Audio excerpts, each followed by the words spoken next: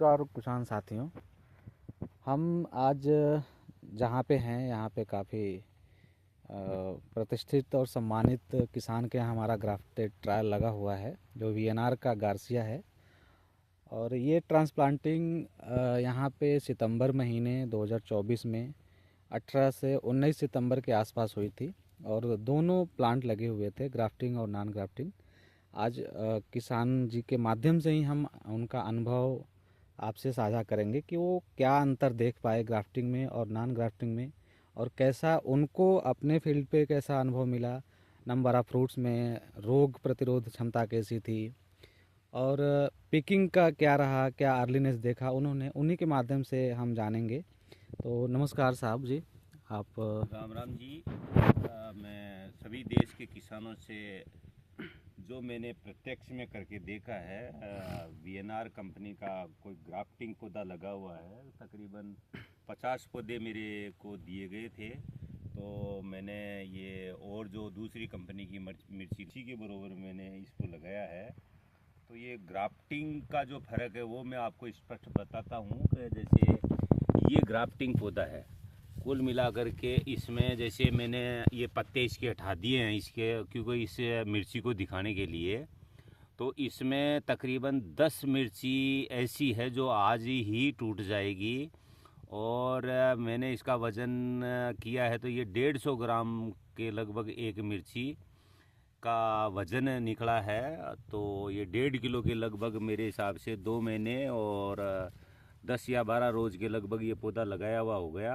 और इसकी जो जो रूट है वो अलग पौधे की है और जो तना है वो अलग पौधे का है। अब इसी के साथ में मैंने दूसरी कंपनी का भी जो मैंने पौधा और बाकी पौधे लगा रखे हैं, केवल ये तो इतने 50 पौधे के लगभग ही हैं, परंतु ये दूसरी और कंपनी का मैंने जो सारा का सारा शिमला मिर्च लगा रखा है वो ये है। देखो, मिर्ची तो इसमें भी ज़्यादा लगी हुई है, ऐसी बात नहीं है, उतनी मात्रा में इसमें लगी हुई है, परंतु इसमें जो टूटने की साइज़ है वो मेरे हिसाब से 2 या 3 मिर्ची लगी हुई है। तो ये मेरे हिसाब से मेरा मानना है कि ये जो ग्राफ्टिंग की वजह से जो कम दिन में ज़्यादा तैयार हो गई, जैसे ये है एक दूसरा पौधा ये भी है, तो इसमें भी मिर्ची तो मेरे हिसाब से उतनी लगी हुई है, परंतु टाइम का फ़र्क, मतलब ये आज से 10 रोज़ बाद में तैयार होगी। और जो ग्राफ्टिंग है जो हमने पहले दिखाई थी उसमें मिर्ची आज टूटने लायक है, तो 10 रोज़ का किसान के लिए बहुत बड़ा फ़र्क होता है।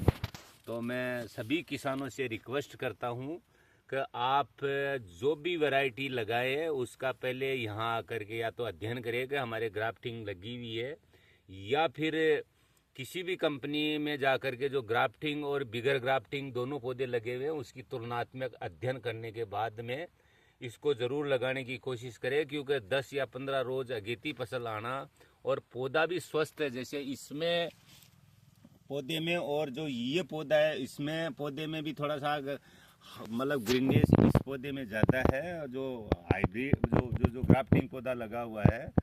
तो ये दोनों का मैं मेरे खेत पे ही तुलनात्मक अध्ययन करके बता रहा हूँ कि मेरा मानना है कि कम से कम 10 से 12 रोज़ बाद में वो तुड़ाई होगी, और ये 10 से 12 रोज़ पहले तुड़ाई हो रही है।